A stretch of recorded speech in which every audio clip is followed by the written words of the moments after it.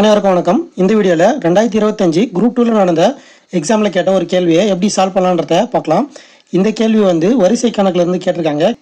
முதல்ல 45 மாணவர் உள்ள வகுப்பில் அப்படின்னு சொல்லியிருக்காங்களா. அப்போது மொத்தமாக அந்த வகுப்பில் 45 மாணவர்கள் இருக்காங்க. ரவி 9வது தரம் பெற்றுள்ளார். 9வது தரம் பெற்றுள்ளார்னா அப்போது மேலேருந்து அவர் 9வது இடத்துல இருப்பார். 9வது இடத்துல ரவி இருப்பார். இங்கே 9வது இடத்துல ரவி இருக்காருன்னா அவருக்கு முன்னாடி 8 பேர் இருப்பாங்களா, அதை எழுதிங்க. 8 பேர் இருந்தால் தான் 9வது தரத்தை அவர் பிடிக்க முடியும். அடுத்து ராஜுக்கு கீழே 18 மாணவர்கள். ராஜ் சென்ட்ரா எங்கேயோ இருக்கார், சரிங்களா. ராஜ் சென்ட்ரா எங்கேயோ இருக்காரு. அவருக்கு கீழே 18 பேர் சொல்லியிருக்காங்களா. அப்போது அவருக்கு கீழே 18 பேர், அவர் 19. அப்போது 19வது அவருக்கு கீழே 18 பேர்னா அவருக்கு முன்னாடினா 19வது, அதாவது கீழேருந்து பார்க்குறப்போ. அப்படி இருக்கிறப்போ ரவி மற்றும் ராஜுக்கு இடைப்பட்ட தரம் பெற்ற மாணவர்களின் எண்ணிக்கை. இப்போ ரவி இங்க இருக்காரு, ராஜு இங்க இருக்காரு.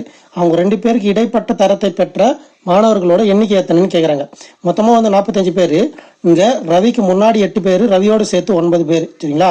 தெளிவாக பாருங்க. ரவிக்கு முன்னாடி 8 பேர், ரவியோடு சேர்த்து 9 பேர்.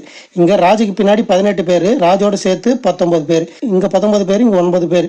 மொத்தமாக 28 பேர் போயிடுவாங்க, சரிங்களா. இவருக்கு முன்னாடி இவருக்கு முன்னாடி இடைப்பட்ட நபர்கள் தானே கண்டுபிடிக்க போகிறோம். அப்போது போயிடுவாங்க. போனாங்கன்னா 7 17 பேர் தான் இடைப்பட்ட இடத்துல இருப்பாங்க.